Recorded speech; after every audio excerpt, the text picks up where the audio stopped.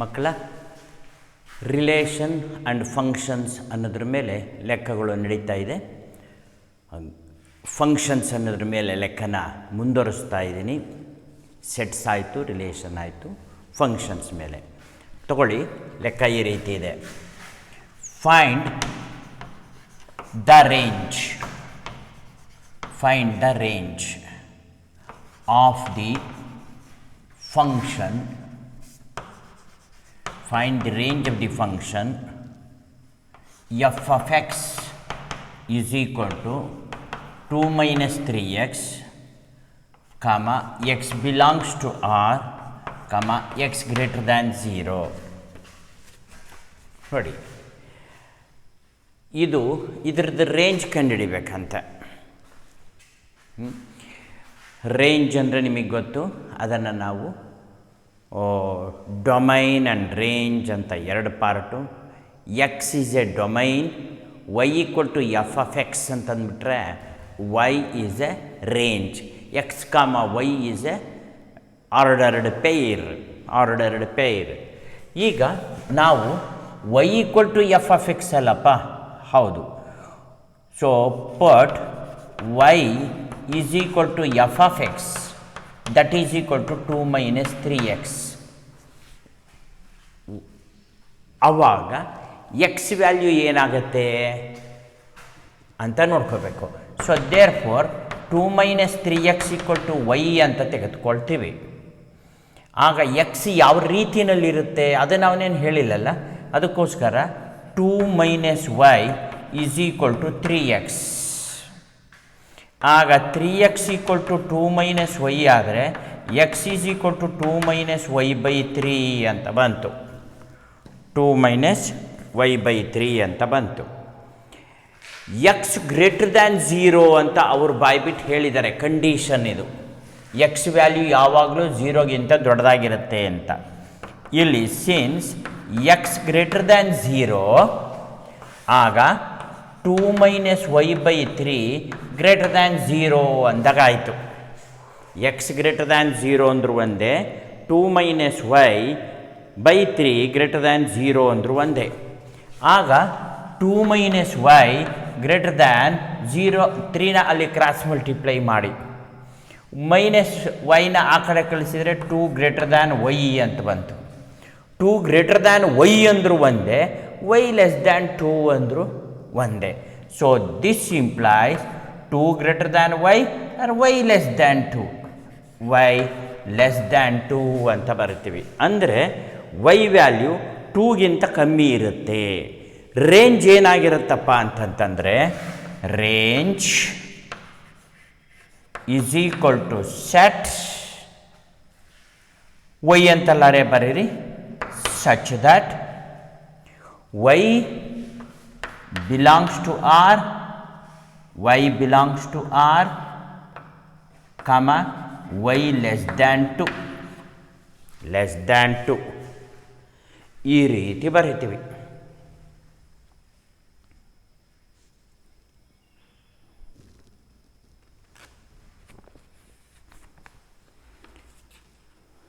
S, ಈಗ range ಹೇಗೆ ಕಂಡುಹಿಡಿಯೋದು ಅನ್ನೋದು ಗೊತ್ತಾಯಿತು. ಇದೇ ಥರದ್ದು ಇನ್ನೂ ಕೆಲವು ಲೆಕ್ಕಗಳನ್ನು ಮಾಡಿಸೋಣ. Find the range of the function F of X is equal to X square plus 2, X is real ಅಂತ ಇದೆ. F of X is equal to X square plus 2, X is real. ಈಗ ತಾನೇ ಹೇಳಿದೆ ರೇಂಜ್ ಈಸ್ ನಥಿಂಗ್ ಬಟ್ ವೈನೇ F of X ಅಂತ ಕರಿತೀವಿ, X is a domain. So ಅಲ್ಲಿಗೆ let Y equal to F of X that is equal to X squared plus 2.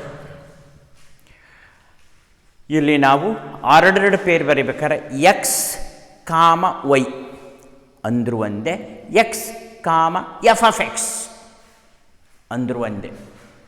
So that is Y. ಅವಾಗ this therefore Y equal to X squared plus 2 ಅಂತ ಬಂತು. X squared plus 2 ಅಂತ ಬಂತು. ಓಕೆನಾ. ಈಗ ನಾವು 2 ಈ ಕಡೆ ತಗೊಳ್ಳಿ, y - 2 = x² ಅಂತ ಬರುತ್ತೆ. ದೇರ್ ಫಾರ್ x² = y - 2 ಅಂತ ಬರೆಯೋಣ. ಇಲ್ಲಿ ಎಕ್ಸ್ ಈಸ್ ರಿಯಲ್ ಅಂತ ಕೊಟ್ಟಾಗ ಇಲ್ಲೊಂದು ಸ್ವಲ್ಪ ಯೋಚನೆ ಮಾಡಬೇಕು ಮಕ್ಕಳ.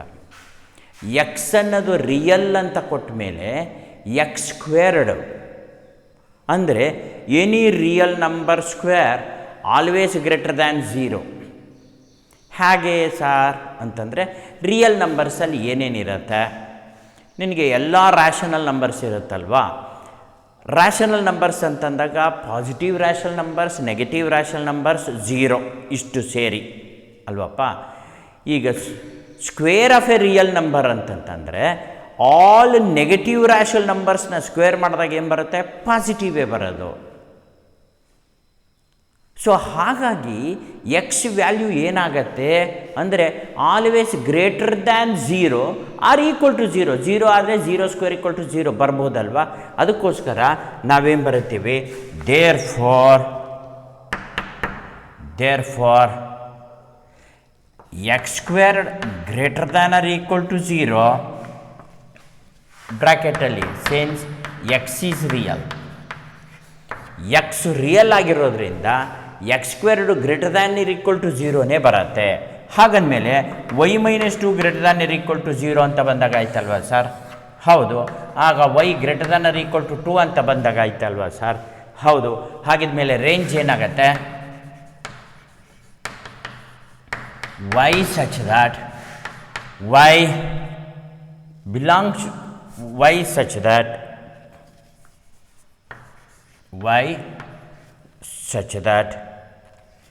x belongs to R and y greater than or equal to 2 ಅಥವಾ y belongs to R real ನಂಬರ್ಸಲ್ಲೇ ಇರುತ್ತೆ, greater than or equal to 2 ಹೀಗೆ.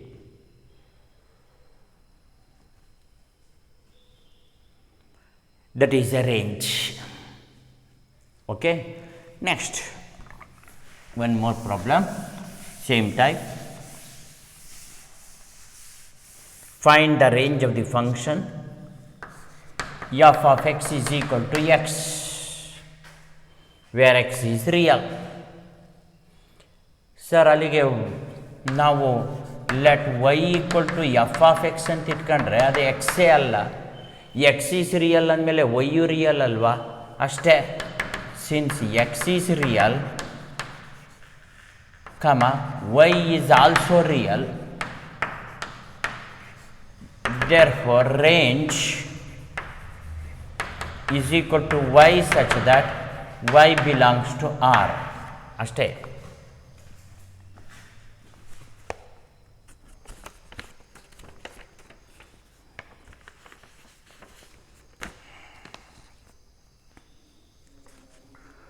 ಓಕೆನಾ? ಎಸ್. ಈಗ ಈ ಕಂಡೀಷನ್ನ ಸ್ವಲ್ಪ ಚೇಂಜಸ್ ಮಾಡ್ತಾರೆ. ಯಾವ ರೀತಿ ಮಾಡ್ತಾರೆ ನೋಡೋಣ. ಶೋ ದ್ಯಾಟ್ ಎ ರಿಲೇಷನ್ ಅಂತ ಎಫ್ ಈಸ್ ಡಿಫೈನ್ಡ್ ಬೈ, ಯಾವ ರೀತಿ ಡಿಫೈನ್ ಆಗಿದೆ ಅಂದರೆ f of x is equal to x², 0 less than or equal to x less than or equal to 3, 3x, 3 less than or equal to x less than or equal to 10 is a function. It is a function.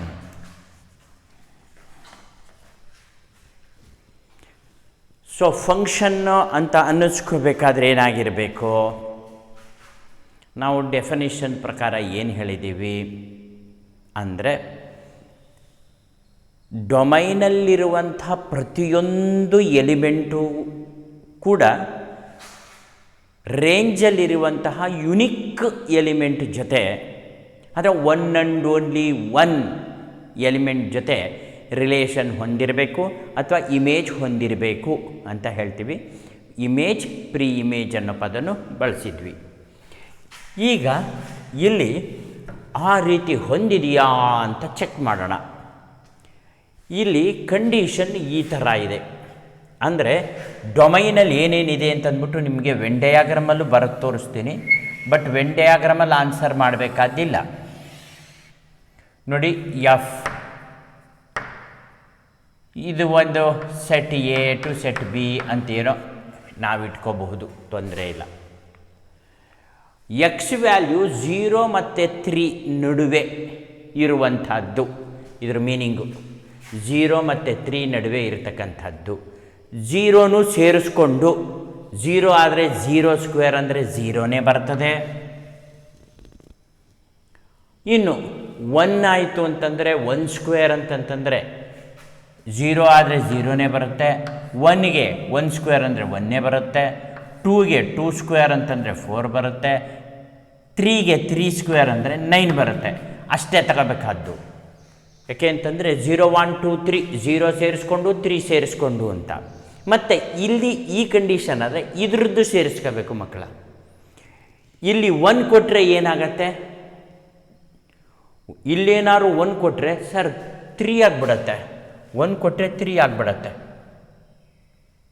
ಇಲ್ಲಿ ನೋಡಿ 1 ಕೊಡೋಂಗಿಲ್ಲ. ಯಾಕೆ ಅಂತಂದರೆ between 3 and 10 ಅಂತ ಹೇಳ್ತಾನೆ.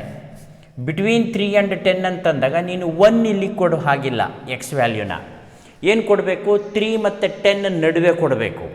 3 ಮತ್ತು 10 ನಡುವೆ ಅಂತಂದರೆ ಮತ್ತೆ ಇನ್ಕ್ಲೂಡಿಂಗ್ ಈಕ್ವಲ್ಸ್ ಅಂತ ಬೇರೆ ಇರೋದ್ರಿಂದ 3ನ ಕೊಡಿ. 3ನ ಕೊಟ್ಟರೆ 9 3 9 ಬರೆದಿದ್ದಾಗೋಗಿದೆ, ಮತ್ತೆ ಬರೆಯೋದಿಲ್ಲ. ಇನ್ನು 4 ಕೊಡ್ಬೋದು. 4 ಕೊಟ್ಟರೆ 4 3 12, 4ಗೆ 12. 5 ಕೊಡ್ಬೋದು. 5ಗೆ 5 3 15. 6 ಕೊಡ್ಬೋದು. 6ಗೆ 6 3 18. ನೋಡಿ ಇನ್ನೂ ಬೆಳೀತಾ ಹೋಗುತ್ತಿದ್ದು, ಇನ್ನೂ ಬೆಳೀತಾ ಹೋಗುತ್ತೆ.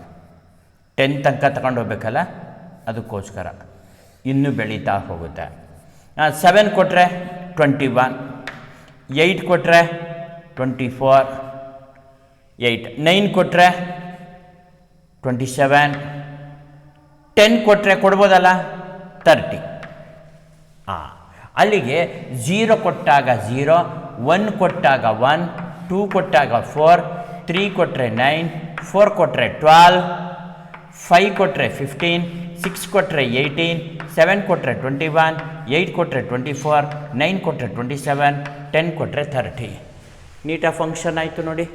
ಇಲ್ಲಿರೋದು ಒಂದು, ಇವು ಒಂದೊಂದು ಓನ್ಲಿ 1 ಇಮೇಜ್ ಹೊಂದಿದೆ ಅಲ್ವಾ. ಇದನ್ನು ವೆನ್ ಡಯಾಗ್ರಾಮಲ್ಲಿ ರೆಪ್ರೆಸೆಂಟ್ ಮಾಡೋದು. ಬಟ್ ಬರಿಬೇಕಾದ್ರೆ ನಾವೇನು ಮಾಡ್ತೀವಿ, this is also well defined, this is also well defined. ಇಲ್ಲಿ ಸ್ಪೆಷಾಲಿಟಿ ಏನಪ್ಪ ಅಂತಂದರೆ, ಇಲ್ಲಿ ನಾವು ಏನಾದ್ರು f(3) ಕೊಟ್ಟಾಗ 9 ಬರುತ್ತೆ, ಇಲ್ಲೂ ಕೂಡ 9 ಬರುತ್ತಲ್ಲ. ಅದರಿಂದ 3 9 3 9 it is also well defined.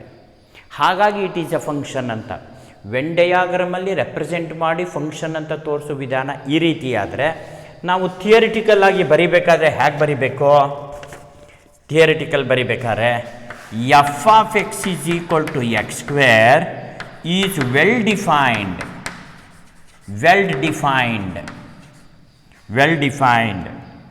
In 0 < x < 3. ಮತ್ತು f(x) = 3x is also well defined in 3 < x < 10. ಹಾಗೆಯೇ at x = 3 ಆದಾಗ f(x) = x² implies f(3) = 9.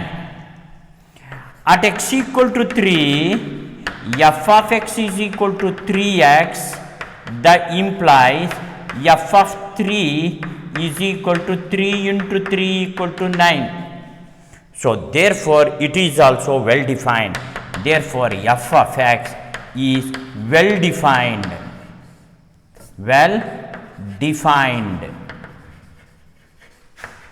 at x = 3. Therefore f(x) is a function. ಇದನ್ನು ಫಂಕ್ಷನ್ ಅಂತ ಕರಿತೀವಿ. ಫಂಕ್ಷನ್ ಅಂತ ಕರಿಬೇಕು ಅಂದರೆ ವೆನ್ ಡಯಾಗ್ರಾಮಲ್ಲಿ ರೆಪ್ರೆಸೆಂಟ್ ಮಾಡಬೇಕು ಅಂದರೆ ಈ ರೀತಿ ರೆಪ್ರೆಸೆಂಟ್ ಮಾಡ್ಕೊಂಡ್ವಿ. ಫಂಕ್ಷನ್ 2 ಟೈಪ್ಸ್ ಡಿಫೈನ್ ಆಗಿದೆ, 1 ಟೈಪ್ ಅಲ್ಲ 2 ಟೈಪು. 0 < x < 3, 3 < x < 10. ಇಲ್ಲಿಗೆ ಸ್ಪ್ಲಿಟ್ ಆಯಿತು, ಫಂಕ್ಷನ್ ಸ್ಪ್ಲಿಟ್ ಆಯಿತು. ನೀನು 0 ಕೊಟ್ಟರೆ ಇದನ್ನು ಬರಿಬೇಕು 0 ಸ್ಕ್ವೇರ್, 1 ಕೊಟ್ಟರೆ 1 ಸ್ಕ್ವೇರ್ ಬರಿಬೇಕು, 2 ಕೊಟ್ಟರೆ 2 ಸ್ಕ್ವೇರ್ ಬರಿಬೇಕು, 3 ಕೊಟ್ಟರೆ 3 ಸ್ಕ್ವೇರು ಬರಿಬೇಕು. 9 ಇಲ್ಲಿನೂ ಇನ್ಕ್ಲೂಡ್ ಆಗ್ಬಿಡುತ್ತಲ್ಲ 3. ಆಗ 3 × 3 ಅಲ್ಲೂ 9, ಇಲ್ಲೂ 9, ಇಲ್ಲೂ 9 ಆಗಿರೋದ್ರಿಂದ 3 9 ಒಂದೇ ಸರಿ ಬರೆದ್ಬಿಡ್ತೀವಿ. ಅದೇ ಪೀಕ್ ಪಾಯಿಂಟ್. ಇನ್ನು 4 ಕೊಟ್ಬಿಟ್ರೆ ಆಗ ಇದು ಬರಿಬೇಕು, ಇದು ತಗೊಳ್ಳಂಗಿಲ್ಲ, 4 ಸ್ಕ್ವೇರ್ ತಗೊಳ್ಳಂಗಿಲ್ಲ. ಯಾಕೆಂತಂದರೆ ಅಲ್ಲಿಗೆ ಕಂಡೀಷನ್ ಇಲ್ಲಿ ಸ್ಪ್ಲಿಟ್ ಆಯಿತು. If you give 4 you must write 3 × 4, 5 3 × 5, 6 6 × 3, 3 × 6, 3 × 9, 3 × 10, 10 ಮೇಲೆ ಕೊಡೋಂಗಿಲ್ಲ. ಇಲ್ಲಿಗೆ function is well defined at x = 3, therefore f of x is a function.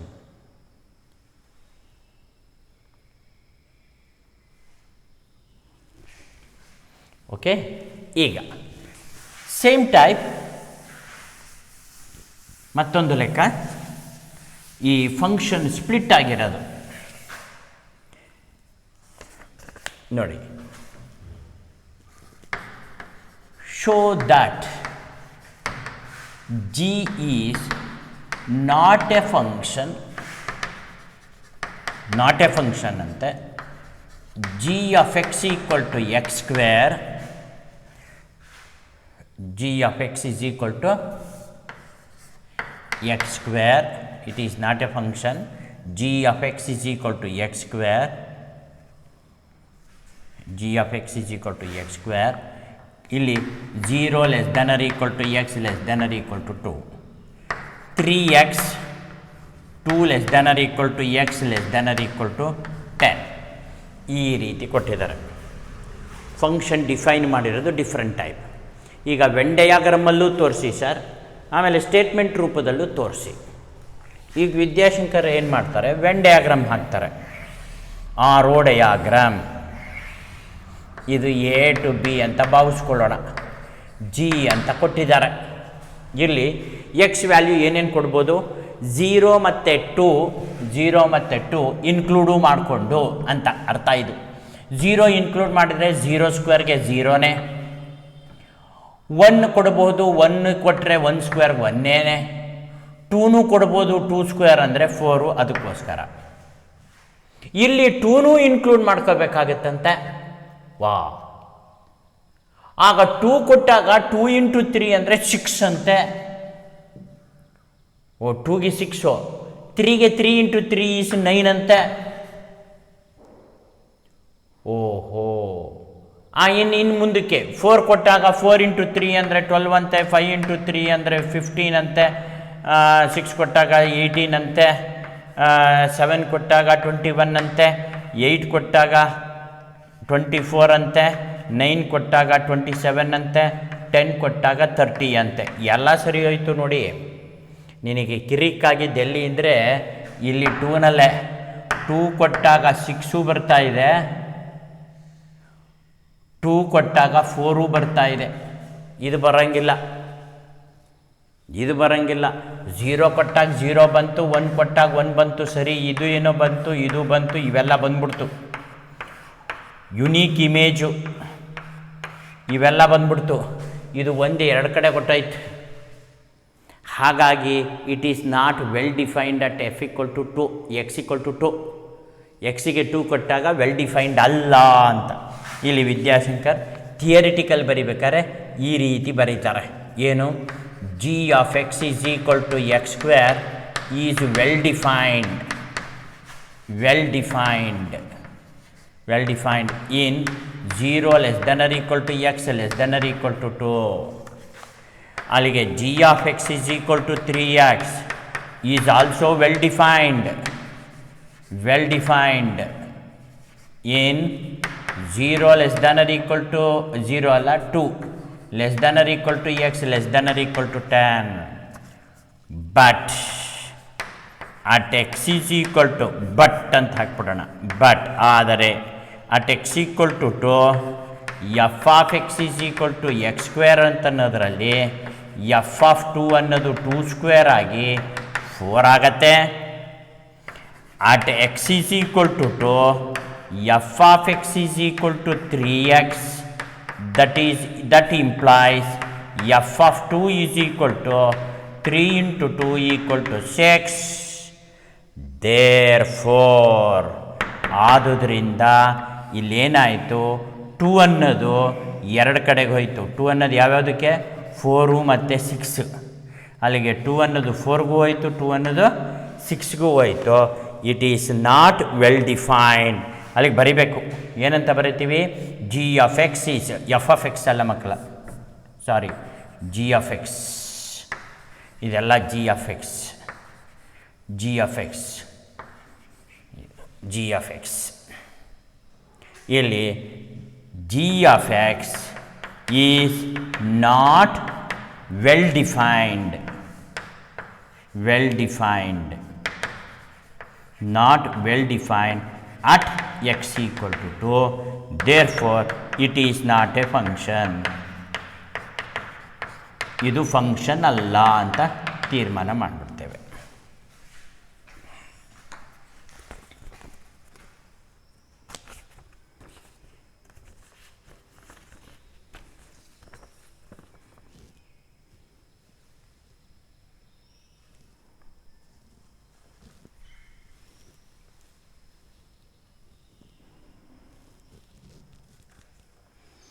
ಓಕೆನಾ?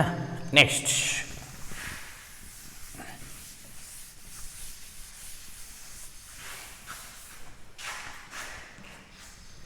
if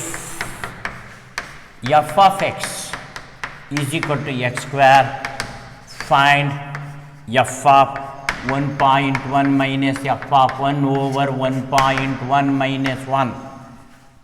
It's very simple. F of X is equal to X square ಅಂದಮೇಲೆ f of 1.1 ಏನಾಗುತ್ತೆ, 1.1 whole square, 121, 2 ಬಿಟ್ಟು ಚಿಕ್ಕೆ. F of 1 ಏನಾಗುತ್ತೆ, 1 square equal to 1. Substitute ಮಾಡಿದ್ರೆ ಆಯಿತು. ಆ ಜಾಗದಲ್ಲಿ 1.21, ಆ ಜಾಗದಲ್ಲಿ 1, ಇಲ್ಲಿ 1.1 ಮೈನಸ್ 1. 1.1 0.21, ಇಲ್ಲಿ 0.1,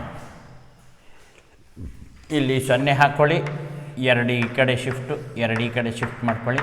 21/10 ಹಾಗೆ ಇಡ್ಬೋದು, ಅಥವಾ ಸಿಂಪ್ಲಿಫೈ ಮಾಡಲಿ ಇಡ್ತೀರಿ ಅಂದರೆ ನೀನು ಇಡ್ಬೋದು, ನಿನ್ನ ಇಷ್ಟ.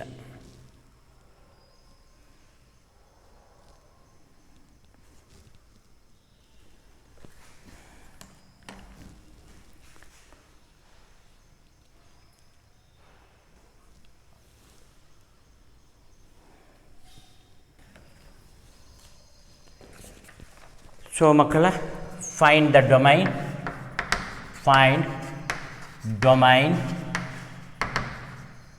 of f of x is equal to x square plus 2x plus 1 divided by x square minus 8x plus 12. So domain ಕಂಡುಹಿಡೀರಿ ಅಂತ, ರೇಂಜ್ ಅಲ್ಲ, ಡೊಮೈನ್ ಕಂಡುಹಿಡಿಬೇಕಂತ. ಹೇಗೆ ಕಂಡುಹಿಡಿಯೋದು? ಅವ್ರು ಕೊಟ್ಟಿರೋದು ನೋಡಿ, ರ್ಯಾಷನಲ್ ಎಕ್ಸ್ಪ್ರೆಷನ್. ಡೊಮೈನ್ ಇರಬೇಕು ಅಂತಂದರೆ ಇದು 0 ಆಗಬಾರ್ದು. ಇದು 0 ಆಗಿಬಿಡ್ತು ಅಂತಂತಂದರೆ ಇನ್ಫಿನಿಟಿ ಅಂತ ಬಂದ್ಬಿಡುತ್ತೆ, ಮೀನಿಂಗ್ಲೆಸ್. ಹಾಗಾಗಿ f of x to become function, F of X is a function ಅಂತ ಬರೆಯೋಣ. Is a function implies x square minus 8x plus 12 should not be 0. ಅದು 0 ಆಗಬಾರ್ದು. 0 ಆಗಿಬಿಡ್ತು ಅಂದರೆ ಆಗ ಇನ್ಫಿನಿಟಿ ಅಂತ ಬರುತ್ತೆ. ಅದಕ್ಕೋಸ್ಕರ ಡೊಮೈನಲ್ಲಿ ಇನ್ಫಿನಿಟಿ ತಗೊಳ್ಳಂಗಿಲ್ಲ, ತಗೊಳ್ಳಲ್ಲ. ಹಾಗಾಗಿ ದಿಸ್ ಇಂಪ್ಲಾಯ್ಸ್, ಈಗ ನೋಡಿ, x minus 2 and x minus 6 should not be zero.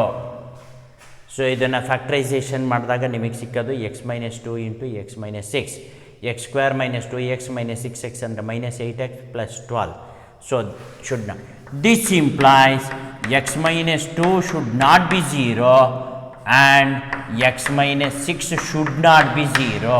ಇವೆರಡು ಝೀರೋ ಆಗಂಗಿಲ್ಲ. This imply X should not be 2 and X should not be 6. ಅಂದರೆ 2 ಮತ್ತು 6 ಬಿಟ್ಬಿಟ್ಟು ಇನ್ನೇನೇ ಇರಲಿ ಡೊಮೈನ್ ಸಿಕ್ಕತ್ತೆ. ಹಾಗಿದ್ಮೇಲೆ ಡೊಮೈನ್ ಬರೆಯೋದು ಹೇಗೆ? Domain is equal to all real numbers, ಎಲ್ಲ ರಿಯಲ್ ನಂಬರ್ಸು ಇರುತ್ತೆ ಎಕ್ಸೆಪ್ಟ್ 2 6, ಎಕ್ಸೆಪ್ಟ್ 2 6 ಇದೇ ಡೊಮೈನ್. ಹೀಗೆ ಬರಿಬೇಕಾಗುತ್ತೆ. Except 2 6 all real numbers are domain. That's all.